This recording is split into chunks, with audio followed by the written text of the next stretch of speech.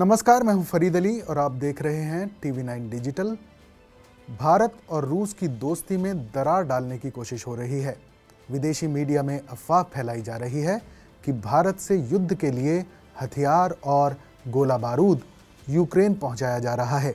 भारतीय विदेश मंत्रालय ने इस पर कड़ी प्रतिक्रिया जाहिर की है और इस खबर को गलत और भ्रामक करार दिया है।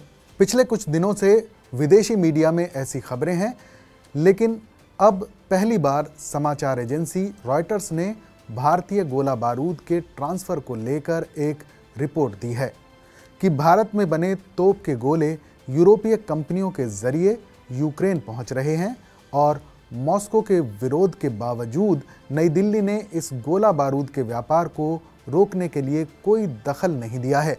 रिपोर्ट के मुताबिक ये जानकारी 11 भारतीय और यूरोपीय सरकार और रक्षा उद्योग के अधिकारियों के साथ साथ व्यावसायिक तौर पर मौजूद सीमा शुल्क डेटा के रॉयटर्स विश्लेषण से मिली है। रूसी सरकार के हेडक्वार्टर क्रेमलिन ने कम से कम 2 मौकों पर इस मुद्दे को उठाया है। इस खबर में ये भी कहा गया है कि रूस के खिलाफ यूक्रेन की रक्षा के लिए हथियारों का हस्तांतरण 1 साल से ज़्यादा समय से हो रहा है। सूत्रों और सीमा शुल्क डेटा के मुताबिक रूस के खिलाफ यूक्रेन की रक्षा का समर्थन करने के लिए गोला बारूद का हस्तांतरण 1 साल से ज़्यादा समय से हो रहा है। भारतीय हथियार निर्यात नियमों के मुताबिक सिर्फ घोषित खरीदार ही सीमित रूप से हथियारों का इस्तेमाल कर सकता है। हथियारों का गैर कानूनी ट्रांसफ़र होने पर भविष्य में इस खरीदार को बिक्री बंद की जा सकती है। भारत में बने हथियारों के यूरोप से यूक्रेन भेजे जाने की खबर को भारतीय विदेश मंत्रालय ने सिरे से खारिज कर दिया है। विदेश मंत्रालय ने यूक्रेन युद्ध के मैदान में भारतीय हथियारों के पहुंचने की खबर को अटकलबाजी बताते हुए इसका पूरी तरह से खंडन किया है।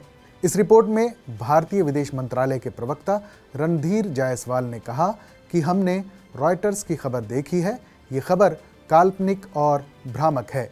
इसमें भारत द्वारा उल्लंघन की बात कही गई है, जबकि ऐसा कुछ भी नहीं है। इसलिए ये गलत और शरारतपूर्ण है।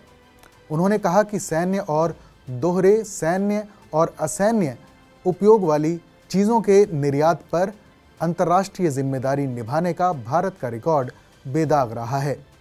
रणधीर जायसवाल ने यह भी कहा कि भारत अपने रक्षा निर्यात को परमाणु अप्रसार संबंधी अंतर्राष्ट्रीय दायित्वों को ध्यान में रखते हुए और अपने मजबूत कानूनी और नियामक ढांचे के आधार पर कर रहा है।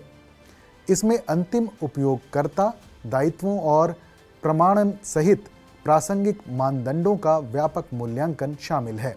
वहीं भारत के कुल हथियारों के आयात में रूस से होने वाली सप्लाई की हिस्सेदारी 60% से ज़्यादा है।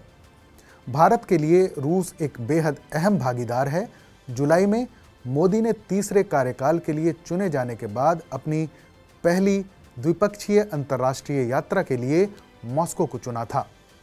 उस महीने कजाकिस्तान में जयशंकर और लावरोव के बीच उस महीने कजाकिस्तान में विदेश मंत्री जयशंकर और लावरोव के बीच एक अलग बैठक में रूसी मंत्री ने एस जयशंकर से यूक्रेन द्वारा इस्तेमाल किए जा रहे भारतीय हथियारों के बारे में पूछा और शिकायत की थी कि कुछ हथियार सरकारी स्वामित्व वाली भारतीय कंपनियों द्वारा बनाए गए हैं।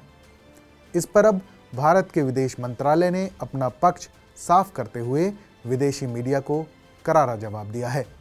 इस खबर पर अपनी राय हमें ज़रूर बताइएगा। बाकी देश और दुनिया की तमाम बड़ी खबरों के लिए देखते रहिए TV9 डिजिटल।